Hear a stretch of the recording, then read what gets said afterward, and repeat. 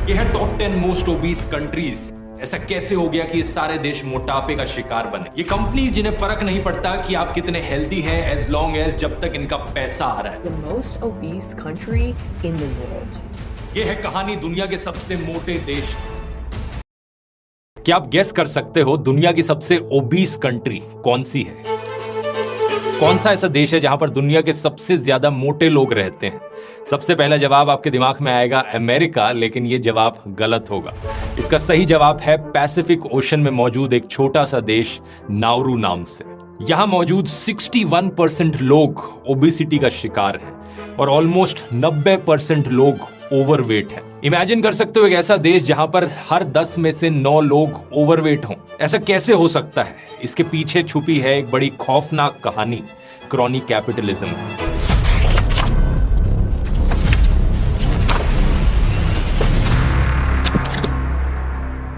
सबसे पहले यह जानना जरूरी है कि जब मैं ओवरवेट और ओबीस शब्दों का इस्तेमाल करता हूं, इसमें फर्क क्या है। इसके लिए एक हम बड़े कॉमन इंडिकेटर का इस्तेमाल करते हैं जिसे बीएमआई कहा जाता है, यानी बॉडी मास इंडेक्स। ये बीएमआई कैलकुलेट करना बड़ी ही आसान चीज है, आप अपने लिए भी कर सकते हैं कैलकुलेट। सबसे पहली स्टेप, अपनी हाइट देखिए क्या है। अगर आप अपनी हाइट को सिर्फ फीट और इंचेस में जानते हैं तो इसे मीटर्स में कन्वर्ट कीजिए। जैसे अगर 5 फुट 8 इंच है जो कि 1.72 मीटर्स होगा। दूसरी चीज, अपना वेट चेक कीजिए किलोग्राम्स में कितना है। मान लेते हैं आपका वेट है 74 केजीज। तो तीसरी चीज, अपने वेट को अपनी हाइट के स्क्वायर से डिवाइड कीजिए। ये होता है 24.8 और ये आपका बीएमआई होगा। अब बीएमआई के बेसिस पर एक बड़ा सिंप्लीफाइड क्राइटेरिया बनाया गया है। अगर आपका बीएमआई 18.5 से नीचे है तो आप अंडरवेट हैं, 18.5 और 24.9 के बीच में है तो आप नॉर्मल हेल्दी वेट हैं, और 25 और 29.9 के बीच में है तो आप ओवरवेट की कैटेगरी में आएंगे, और 30 और उससे ऊपर ओबीस की कैटेगरी होती है। तो बेसिकली देखा जाए ओबीस होता है ओवरवेट से भी ज्यादा ओवरवेट। अगर आप अंडरवेट, ओवरवेट या ओबीस कैटेगरी में फॉल करते हैं तो ये एक वार्निंग साइन हो सकता है आपके लिए। लेकिन अगर आप हेल्दी कैटेगरी में हैं तो इसका मतलब ये नहीं कि आप बल्ले बल्ले करने लगे जाएं, क्योंकि बीएमआई हेल्थ का इकलौता इंडिकेटर नहीं होता। ऐसा भी हो सकता है कि आप हेल्दी रेंज में हो, पतले दिखते हो, लेकिन फिर भी आप फिट नहीं हो, क्योंकि फिटनेस देखने के लिए कई और इंडिकेटर्स इस्तेमाल किए जाते हैं, जैसे कि muscle strength, muscle endurance, flexibility, stamina. और एट द सेम टाइम कई बार ऐसा होता है कि अगर आप काफी मस्कुलर आदमी हैं तो आपके मसल वेट की वजह से आप ओवरवेट की कैटेगरी में आ जाओगे बीएमआई के इंडिकेटर के अकॉर्डिंग। लेकिन इसका मतलब ये नहीं कि आप अनहेल्दी हो। ओवरवेट की कैटेगरी में रहते हुए भी हेल्दी रहना पॉसिबल है, एज लॉन्ग एज आप काफी मस्कुलर इंसान हो। लेकिन जनरली हम ये कह सकते हैं कि अगर आप ओबीस की कैटेगरी में आते हो तो ये डेफिनेटली एक प्रॉब्लम हो सकती है। कई सारी रिसर्च और स्टडीज हमें बताती हैं कि ओबेसिटी का शिकार होने का मतलब है कई सारी बीमारियों का आपको ज्यादा हायर रिस्क है, जैसे कि type 2 diabetes, hypertension, high blood pressure, heart disease, brain stroke, fatty liver disease, kidney disease, pregnancy problems, depression, कुछ सर्टेन टाइप्स के कैंसर। यही कारण है कि साल 2013 में अमेरिकन मेडिकल एसोसिएशन ने कहा कि ओबेसिटी अपने आप में ही एक बीमारी है, एक डिजीज है। अब नाउरू देश की बात करें तो इसका केस कोई आइसोलेटेड केस नहीं है। अगर आप टॉप 10 मोस्ट ओबीस कंट्रीज की लिस्ट देखोगे तो इस लिस्ट में सारे देशों के नाम आपने शायद ही कभी सुने हो। नंबर 1 पे नाउरू, सेकंड पे पालाउ, फिर Cook Islands, Marshall Islands, Tuvalu, Niue, Kiribati, Tonga, Samoa और माइक्रोनेशिया। जानते हैं क्या कॉमन चीज है इन सारे देशों में? ये सारे के सारे देश पैसिफिक ओशन में सिचुएटेड हैं और छोटी सी आइलैंड कंट्रीज हैं ये। इन आइलैंड्स के आप फोटोज और वीडियोस देखोगे तो देखकर लगेगा कि क्या कमाल की जगह है। Perfect beaches, coral reefs, tropical forest. देखकर लगेगा कि कोई भी इंसान अगर यहाँ रहता है तो बड़ा ही हेल्दी और फिट होगा, क्योंकि रोज वो पेड़ों से नारियल तोड़कर खाएगा, हंटिंग करके फिशेस खाएगा। लेकिन ऐसा कैसे हो गया कि ये सारे देश मोटापे का शिकार बन गए? आइए नाउरू देश के एग्जाम्पल से समझते हैं। ये एक बहुत ही छोटा सा देश है, दुनिया की 3rd स्मॉलेस्ट कंट्री है। सिर्फ एक ही आइलैंड है ये, करीब 21 स्क्वायर किलोमीटर का। यहाँ पर सिर्फ 12,500 लोग रहते हैं। दुनिया का स्मॉलेस्ट आइलैंड नेशन। एक समय पर यह बहुत ही सुंदर सा अनटच्ड आइलैंड हुआ करता था। साल 1798 में बाकी दुनिया ने इसे डिस्कवर किया जब एक ब्रिटिश जहाज यहाँ लैंड करता है। इस जहाज के कैप्टन जॉन फेन को यह आइलैंड इतना सुंदर लगता है कि वो इसका नाम रख देते हैं प्लेजेंट आइलैंड्स। उस ब्रिटिश जहाज का नाम था हंटर, और आने वाले कुछ 100 सालों में हंटेड होना एक डेस्टिनी बनने वाली थी इस आइलैंड की। 1830s के अराउंड कई यूरोपियन जहाज यहाँ पर ट्रेडिंग करने आते थे। इस आइलैंड से साफ पीने का पानी, कोकोनट्स, फ्रूट्स और लोकल पाम वाइन लेकर जाते थे, और एक्सचेंज में इन आइलैंड वालों को शराब और गन्स देकर जाते थे। उस वक्त करीब 12 अलग अलग ट्राइब्स इस आइलैंड पर रहा करती थी, जो नेटिव लोग थे यहाँ रहने वाले। इस शराब और हथियार की वजह से इस आइलैंड पर साल 1878 में 10 साल की सिविल वॉर होती है। यहाँ रहने वाले लोगों की पॉपुलेशन ऑलमोस्ट आधी हो जाती है इसकी वजह से। बाद में जर्मन एम्पायर अपना कब्जा जमाता है इस आइलैंड पर और सारे हथियारों को कॉन्फिस्केट कर लेता है। आगे चले साल 1900 में एक न्यूजीलैंड के आदमी एल्बर्ट एलिस इस आइलैंड पर फॉस्फेट डिस्कवर करते हैं। फॉस्फेट एक ऐसी मिनरल है जिसे खेती करते वक्त आर्टिफिशियल फर्टिलाइजर की तरह इस्तेमाल किया जा सकता है। उस जमाने में एक बहुत ही इंपॉर्टेंट रिसोर्स। इसके चलते साल 1906 में जर्मनी के साथ एक एग्रीमेंट बनाकर पैसिफिक फॉस्फेट कंपनी यहाँ पर फॉस्फेट की माइनिंग शुरू करती है। फिर आती है फर्स्ट वर्ल्ड वॉर। जर्मनी इस वॉर को हारता है और लीग ऑफ नेशंस के मैंडेट के अकॉर्डिंग नाउरू देश जॉइंट ट्रस्टीशिप के अंडर आ जाता है यूनाइटेड किंगडम, ऑस्ट्रेलिया और न्यूजीलैंड की। इसके चलते एक नाउरू आइलैंड एग्रीमेंट साइन करी जाती है। जो फॉस्फेट रिजर्व्स हैं इस आइलैंड पर मौजूद, वो सारे ब्रिटिश के हाथों चले जाते हैं, ब्रिटिश फॉस्फेट कमिश्नर्स के हाथों। सिंपल शब्दों में कहा जाए, ब्रिटिश नाउरू को लूटते हैं। इनके फॉस्फेट रिजर्व्स को बेचा जाता है ऑस्ट्रेलिया और न्यूजीलैंड के किसानों को बहुत कम दाम पर। बदले में नाउरू के लोगों को क्या दिया जाता है? उन्हें कीमत मिलती है ½ पेनी पर टन ऑफ फॉस्फेट। कुछ सालों बाद थोड़ा सा ज्यादा प्राइस दे दिया जाता है, 2 पेंस पर टन ऑफ फॉस्फेट। लेकिन ब्रिटिश फॉस्फेट कमिश्नर्स इसे जाकर 200 गुना ज्यादा प्राइस में बेचते हैं ऑस्ट्रेलिया में, 4 पाउंड 52 पेंस पर टन। यानी ऑलमोस्ट सारा पैसा तो ये ब्रिटिश कंपनी लूट गई। काफी सिमिलर कहानी जो ईस्ट इंडिया कंपनी ने बाकी देशों के साथ करी थी। लेकिन 1942 में नाउरू देश को कैप्चर कर लिया जाता है जापानीज एम्पायर के द्वारा और अब बहुत सा अत्याचार सहना पड़ता है यहाँ के लोगों को। फोर्स्ड लेबर कैंप्स, मास ड्राउनिंग्स करी जाती है लोगों की, जबरदस्ती मार देना। अगर आपको याद हो, सिंगापुर पर जो मैंने वीडियो बनाया था वहां सेम कहानी हुई थी। जापानीज एम्पायर ने बड़ा अत्याचार किया था सिंगापुर के लोगों पर भी। लेकिन वर्ल्ड वॉर 2 की कहानी हम जानते हैं। जो एक्सिस पावर्स थी, जर्मनी, इटली, जापान, ये वर्ल्ड वॉर 2 हार जाते हैं। ये देश फिर से यूके, ऑस्ट्रेलिया और न्यूजीलैंड के एडमिनिस्ट्रेशन के अंडर आ जाता है। फॉस्फेट इंडस्ट्री रिवाइव करती है, एक्सपोर्ट्स बढ़ने लगते हैं। लेकिन 1968 में भी नाउरू के लोगों को बहुत कम पैसे दिए जाते थे एज कम्पेयर टू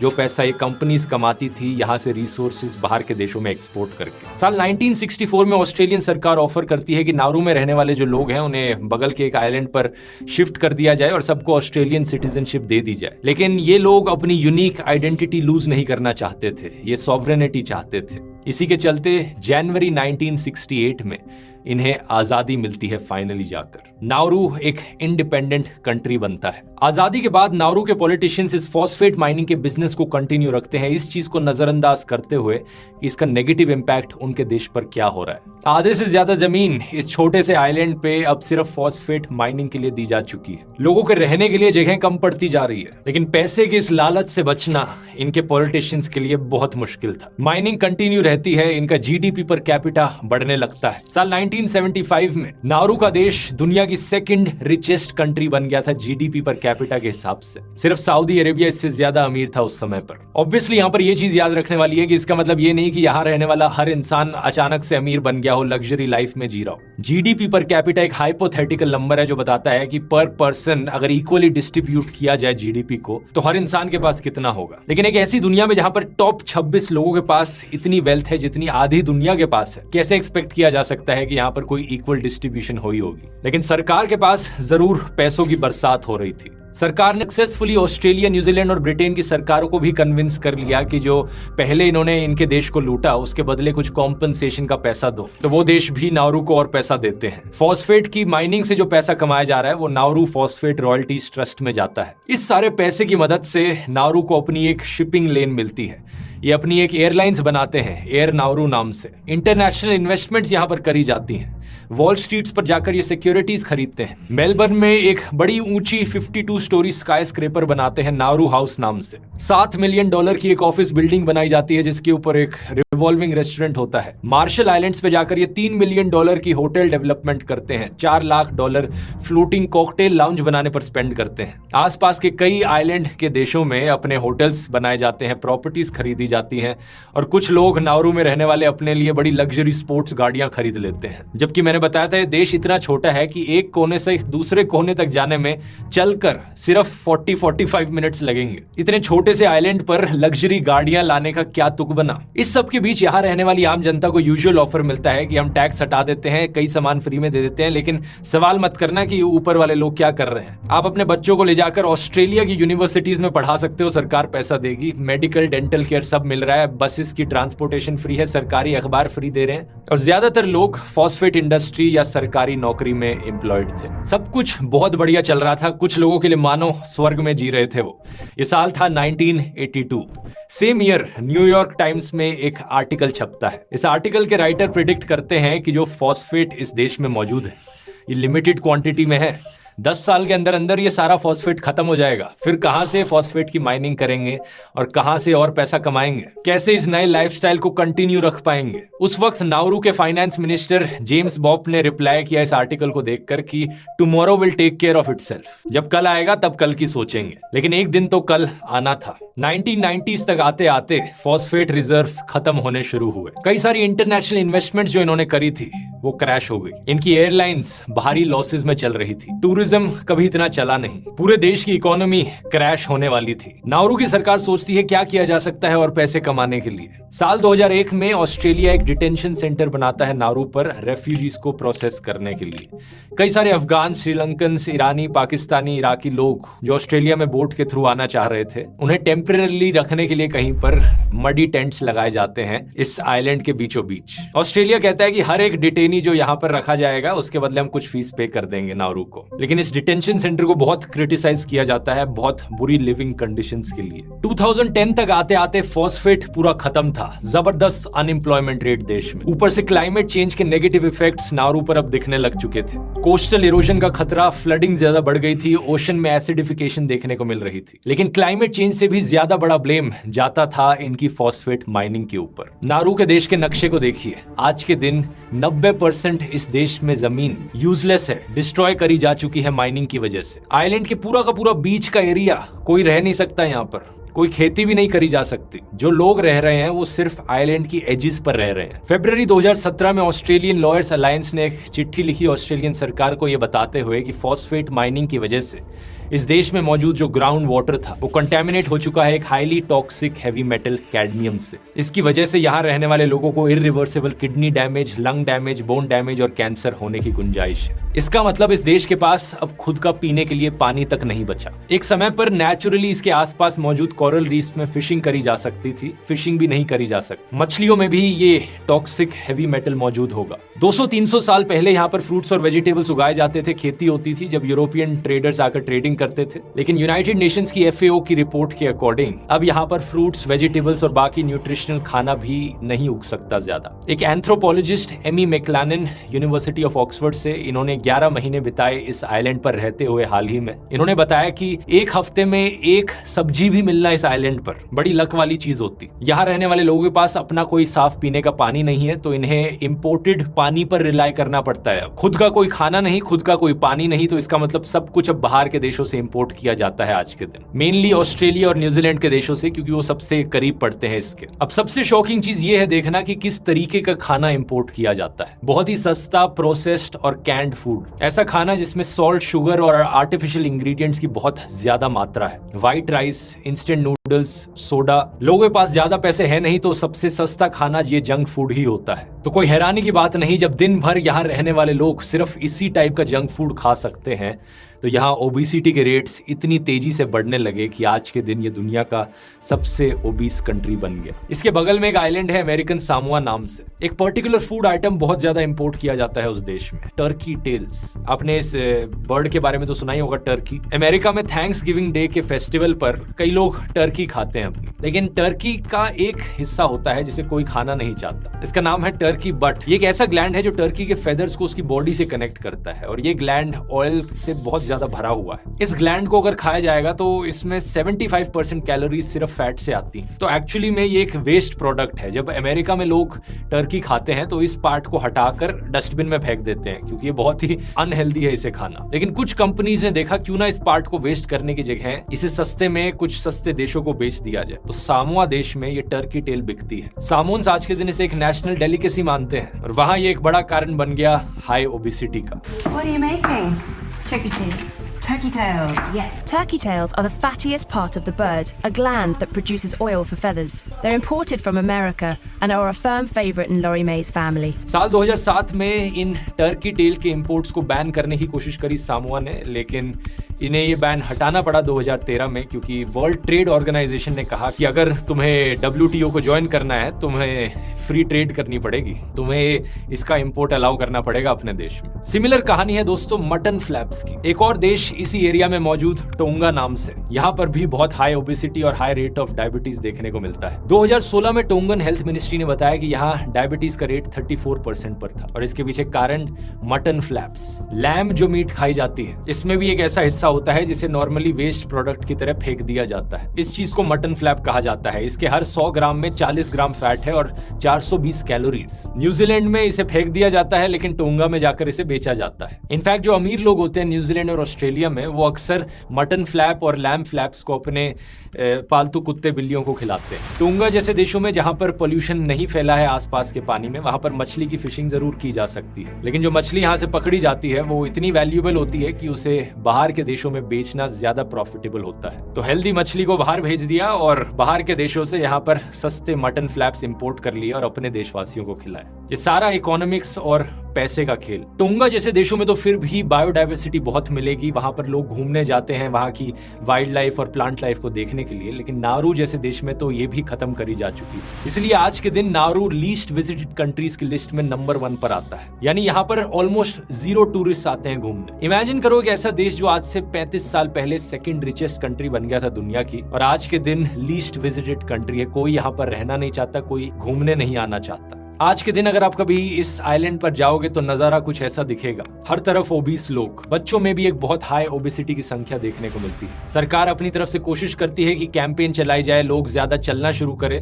लेकिन इतने छोटे से आइलैंड पर लोग चलने की जगह ये स्कूटर से इस्तेमाल करते हैं। रिसेंटली एक ऐसा केस सुनने में आया था जहां पर नारू में किसी ने एक बड़ी लग्जरी फेरारी की गाड़ी ऑर्डर करी बाहर के देश से। जब तक वो गाड़ी पहुंची, वो इंसान खुद इतना मोटा हो गया था कि वो गाड़ी के अंदर फिट ही नहीं हो पाया। मजाक नहीं कर रहा, एक्चुअली में ये एक न्यूज आर्टिकल है। वैसे हेल्दी और फिट रहने का फंडा बड़ा सिंपल है। इसके लिए बस आपको हेल्दी खाना खाना है और टाइम पर रेगुलर एक्सरसाइज करनी है। ये 2 आसान सी चीजें हैं, लेकिन ज्यादातर लोग क्या चैलेंज फेस करते हैं कि वो टाइम ही नहीं निकाल पाते 2 बेसिक चीजें करने के लिए। भाई टाइम नहीं है हेल्दी खाना खाने के लिए, इसलिए जो जंक फूड, फास्ट फूड आसानी से मिल जाता है, जल्दी से मिल जाता है, उसे खा लेते हैं। और पूरे दिन भर पढ़ाई और काम करते वक्त एक्सरसाइज का टाइम ही नहीं है। इसलिए मैं आपको बताना चाहूंगा दोस्तों अपने टाइम मैनेजमेंट और प्रोडक्टिविटी कोर्स के बारे में। मैंने अपने पूरे एक्सपीरियंस और नॉलेज से एक बहुत ही डिटेल्ड टाइम मैनेजमेंट कोर्स बनाया है। वो स्ट्रैटेजीज और टेक्निक्स बताई हैं जो मैं खुद अपनी जिंदगी में इस्तेमाल करता हूं प्रोडक्टिव रहने के लिए। इतनी सारी ट्रैवलिंग, इतने सारे वीडियोस बनाने के बीच में कैसे मैं टाइम निकाल पाता हूं एक्सरसाइज करने का और फिट रहने का। जिन स्टूडेंट्स ने और जिन एम्प्लॉइज ने कोर्स लिया है, उन्होंने बताया है कि उनकी जिंदगी में कितना बड़ा बदलाव आया ये कोर्स लेने के बाद। स्क्रीन पर आप कुछ रिव्यूज देख सकते हैं। ऐसा इसलिए क्योंकि मैंने स्टेप बाय स्टेप प्लान बताया है कि आपको क्या करना चाहिए अपनी जिंदगी में टाइम निकालने के लिए। आप में से जो लोग इस बदलाव के लिए तैयार हैं, इस कूपन कोड को यूज कीजिए FIT50। इस कोर्स को खरीदने पर 50% ऑफ मिलेगा।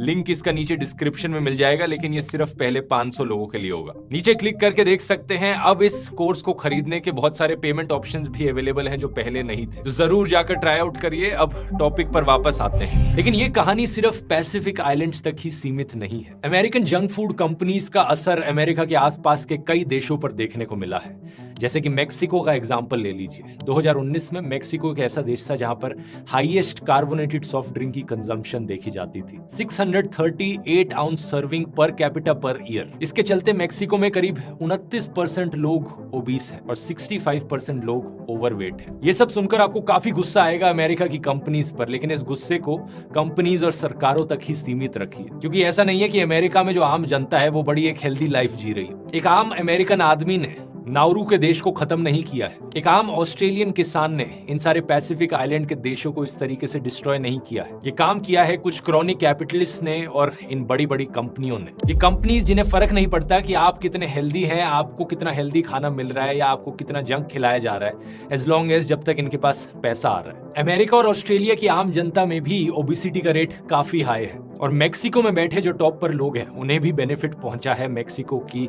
इस हालत से।